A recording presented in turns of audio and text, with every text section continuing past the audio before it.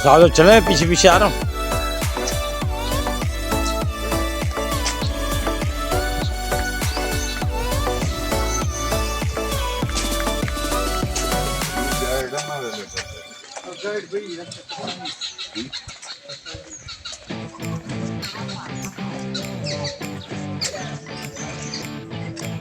और ये जुबान जो है उस जमाने की। इस्माइल खैरियत से हो भाई?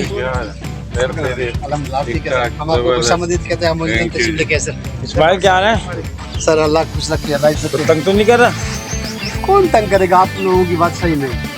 अरे अल्लाह की बात सही है, उसके अलावा हमारे भाई ये को बताओ, ये जो जुबान लिखी है ये उस जमाने की है।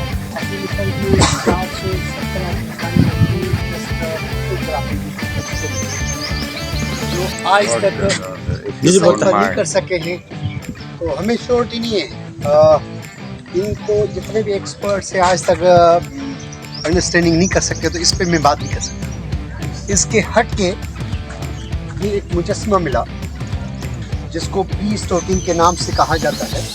पीस इस वजह से है कि सर फारूक साहब ने कहा कि ये ताज बंधा हुआ है, ये प्रीस्ट है, और सर ने कहा नहीं यार ये तो इसके तो इसके अंदर बियर्ड है, ट्रिम हुआ है। आप तो सर टेक्सला में तो आपको वो केपीके में तो आपका है। हाँ। वो तख्त भाई अभी आ जाए, वो दिखाऊं आपको, तख्त भाई वाला रूम्स दिखाऊं। सिमिलरिटी है, कोई चेंजिंग नहीं है। ये देखो, ये हुआ है हाँ एक रूम, दूसरा उसके साथ दूसरा रूम, और ये दो पर्पस है। यहाँ पे जैसे हमारा होता है, हमारा वो होता है टाइप ये फोल्डिंग। सही। ये वो उसका स्टोर रूम है छोटे के लिए, क्योंकि उनके भाई मैं इसके मोस्ट सामान तो दूसरा पर्पस है, लेकिन ये एक बंदा जो का शब्द है बेटा, और इसका मैं चाइनीज आया था जब मैंने सारा विजिट कराया ना, ये पहले तो क्या है कि ये हमारा रिलीजन लिहाज से इनका स्टूपा है, और ये सेल्स क्वार्टर है। ये सारा घूम के आया, मुझे बोला उसके 16 centuries after, between BC to 2nd century AD, तो उसके आफ्टर बुद्धा के फॉलोअर्स ने भी यहाँ इसी शहर के ऊपर उन्हीं की बिल्डिंग्स के ऊपर आके उन्हीं की ईंटें कहीं से निकाली आई, और उन्होंने मेडिटेशन के लिए मंक सेल्स क्वार्टर प्लेस जो कुशान बादशाह के सिक्के मिले, जिससे लगा कि वो बुद्ध मजहब के दो थे। वो भी आए थे इधर रहने। हाँ, जैसे आप और वो तो जो बुद्ध मत थे वो तो गंधारा सिविलाइजेशन, लेकिन यहाँ पे वो यहाँ भी उनके आए। फॉलोअर्स ने स्तूपा बनाया, क्योंकि वो गौतम बुद्ध खुद नहीं, हाँ। उनके फॉलोअर्स जैसे कनिष्का, अशोका दौर के जो लोग थे, उन्होंने आके यहाँ।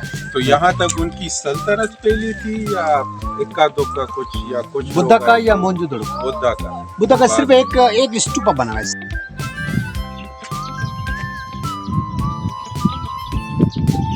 वैसे इस तरह से कि इंसान एक लेवल तक पहुंच जाते हैं, फिर दोबारा रिवाइवल, डिक्लाइन, फिर रिवाइवल अगेन। इसका तो ये तो साइकिल एग्जांपल देता हूँ कि जिसका उरूज उसका ज़वाल, फिर सिवा उस स्टेज पे ज्यादा सेम हुई है ना। इंसान सिविलाइज हो जाता है ना, तो they like develop a kind of disgust for fighting.